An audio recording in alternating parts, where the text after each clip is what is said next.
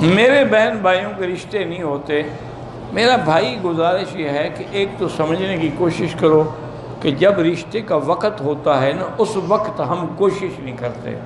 او جی لڑکی پڑھ رہی ہے، او جی لڑکا پڑھ رہا ہے، جب عمر زیادہ ہو جاتی پھر رشتے نہیں آتے. ایک قاعدہ. اسی لیے ہمارے دیہاتوں میں پہلے یہی رواج تھا کہ لڑکی لڑکا بالغ ہوئے بس فوراً رشتہ کر، چاہے وہ 15 سال میں بالغ ہو جائیں، چاہے 16 سال میں ہو جائیں، چاہے جب بالغ ہو. میرے خود والد صاحب کو یہ رشتہ ہوا نا، میرے جو نانا مرحوم تھے نا بہت بڑے عالم تھے. یعنی میرے والد صاحب جب پڑھتے تھے نا اس وقت وہ پڑھاتے تھے، اس وقت بھی وہ عالم تھے اور والد صاحب ابھی پڑھ رہے تھے. لیکن بدقسمتی ہے کہ بریلوی عالم تھے. اور میرے والد صاحب دیوبند سے پڑھ کے آئے، جوانی بھی تھی، تازہ علم بھی تھا، تو آپ جناب تقریریں کرتے ان کے خلاف. اور وہ اتنے بڑے عالم تھے اور متقی پرہیزگار اور اتنا خوبصورت آدمی تھا. میں نے تو نہیں دیکھا اپنے نانا کو، لوگ کہتے ہیں جو زندہ ہے وہ کہتے ہیں کہ حضرت کپڑا سر پہ چہرے پہ ڈال کے بیٹھتے تھے، باہر جاتے تھے تو ایسے تھوڑا سا کپڑا کھینچ دیتے تھے چادر کا کہ کوئی لڑکی یا عورت دیکھ کے فتنے میں مبتلا نہ ہو جائے. اتنا خوبصورت آدمی تھا. بہرحال قصہ یہ ہے، والد صاحب فرماتے ہیں کہ میں بیٹھا ہوا تھا، اس وقت ہمارے غربت کی انتہا تھی. یعنی وہاں مسجد کے ساتھ جگہ تھی، اسی کے اندر وہ تھوڑا بہت ساگ واگ لگا لیتے تھے، وہ اسی پہ گزارا ہوتا تھا، طلباء کا بھی اور والد صاحب کا بھی. اور مسجد تھی وہ بھی چھوٹی سی، اور ایک شیشم کا بہت بڑا درخت تھا پرانے وقت، اس کے سائے کے نیچے بیٹھ کے والد صاحب تعلیم دیتے تھے. غربت کا عالم تھا، غربت کی انتہا تھی.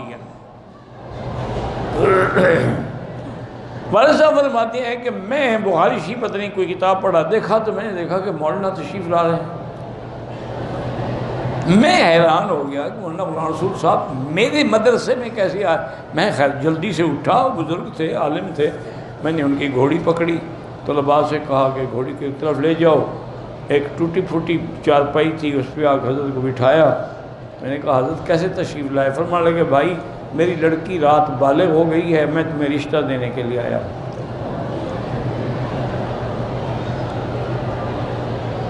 میں نے کہا حضرت کیا کہہ رہے ہیں آپ؟ ٹھیک ہیں، ہوش میں ہیں؟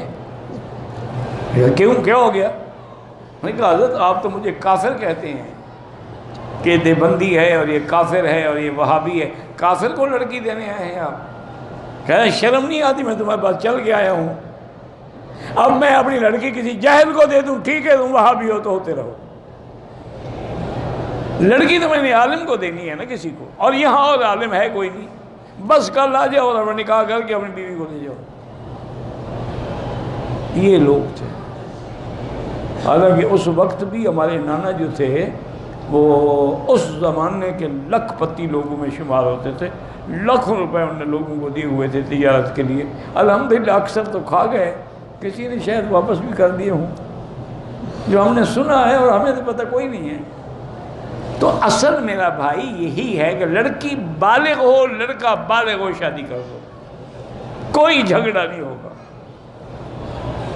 اور دوسری بات یہ ہے کہ آئیڈیل نہ ڈھونڈے کرو کہ جی ایسا لڑکا ہو، قد اتنا ہو، سمارٹ ہو، پکا بے حیا ہو، لباس انگریزی پہنتا ہو، کھانا انگریزوں کی طرح کھاتا ہو، دین کے قریب نہ جاتا ہو، کبھی کبھی شراب بھی ڈرنک کر لیتا ہو. تو اب ایسے رشتے ڈھونڈو تو پھر تو وہ تو نہیں ملیں گے جناب. اسی لیے وہ بھی ایسی لڑکیاں ڈھونڈتے ہیں کہ جو ہمارے ہاتھ میں ہاتھ دے کے بازاروں میں جائیں، شام کو کلب میں جائیں، شام کو ڈانس کریں، اور ہمارے ساتھ بیٹھ کے ہوٹلوں پہ کھانے کھائیں، ہمارے دوستوں کو انٹرٹین کریں. وہ بھی ایسی عورتیں ڈھونڈتے ہیں. الخبیثات للخبیثین والخبیثون للخبیثات. قرآن ہے کہ بری عورتیں جو ہیں وہ برے مرد ڈھونڈتی ہیں اور برے مرد جو ہیں بری عورتیں ڈھونڈتی ہیں. یہ تو اللہ کا قرآن ہے. تو اس لیے یہ رشتے نہیں ہوتے میرے عزیز. باقی اب اس کا علاج کیا ہے؟ اس کا علاج یہ ہے کہ سارے گھر والے 3 دفعہ سورۃ الرحمن اول آخر درود شریف پڑھ کے دعا کیا کریں، انشاءاللہ رشتے ہو جائیں گے.